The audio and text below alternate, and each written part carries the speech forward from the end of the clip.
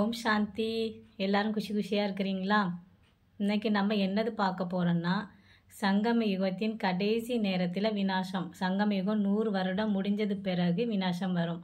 அந்த விநாச நேரத்தில் நம்மளுடைய மனநிலை எப்படி இருக்கணும், பாபா அந்த டைமில் நம்மளுக்கு என்னெல்லாம் உதவி செய்வாங்க அப்படின்னு பார்ப்போம்.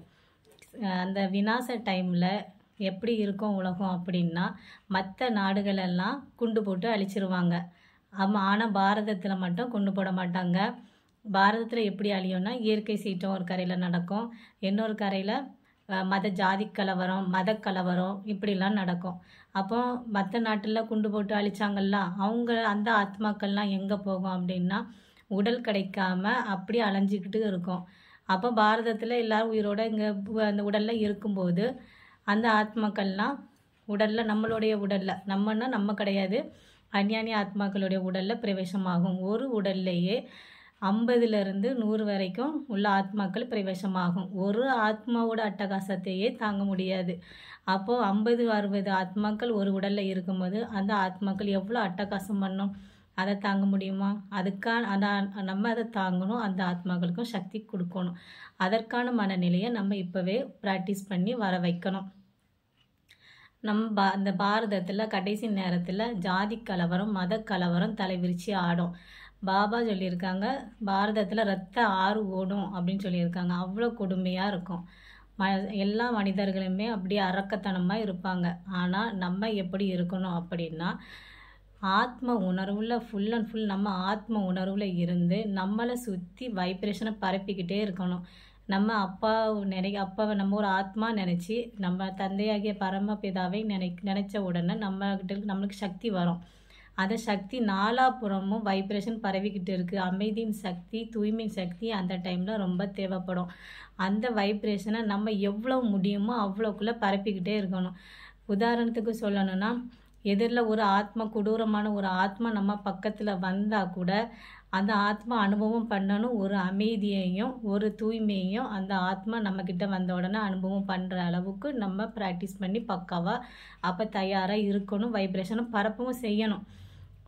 அப்போ அதுக்கு பரப்பணும் அப்படின்னா நம்ம இப்போவே என்ன பண்ணணும்னா, அந்த நம்மளை சுற்றி நல்ல வைப்ரேஷனை பரப்பி ப்ராக்டிஸ் முழுமையாக நம்ம எடுத்துக்கிடணும். கடைசி நேரத்தில் நம்ம சரீரம் விடும் பொழுது நம்ம ஆத்மா எந்த நிலையில் இருக்கோ அதுக்கு ஏற்ற மாதிரி தான் அடுத்த கல்பத்தில் சத்தியுகத்தில் நம்மளுக்கு பிறவி ஏற்படும்.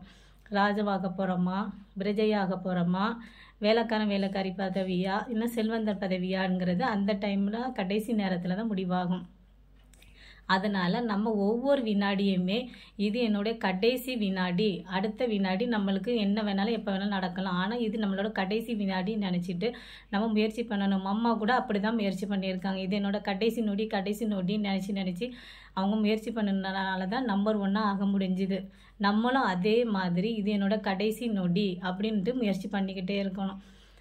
ஒரு சந்தோஷமாக, ஒரு துக்கமாகட்டு ஒரு சூழ்நிலை இருக்குன்னா நம்ம அப்பெல்லாம் முயற்சி பண்ண முடியும். ஆனால் ஒரு சந்தோஷமான நிகழ்வு நடக்குது அப்படின்னா அப்போ நம்மளால் முயற்சி பண்ண முடியுமான்னு அப்பவும் முயற்சி பண்ணி பார்க்கணும். ஒரு ஃபங்க்ஷன் இருக்குது, நம்ம சொந்தக்காரங்கள்லாம் வந்திருக்காங்க, ரொம்ப சந்தோஷமான ஒரு சூழ்நிலை இருக்குது அப்படின்னா அப்பவும் நம்ம முயற்சி பண்ணணும். இது என்னோட கடைசி நொடியாக இருந்தால் எந்த ஒரு பிக்கல் புடுங்களும் இல்லாமல் நம்மளோட சரீரத்தை நம்ம விட்டுட்டு அப்பா கிட்ட போக முடியுமா?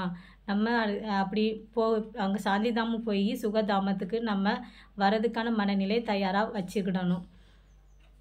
அதுக்கப்புறம் பாபா நம்மளுக்கு எப்படி உதவி செய்வாங்க அப்படின்னா, கடைசி நேரத்தில் பஞ்சம் தலைவிரித்து ஆடும்.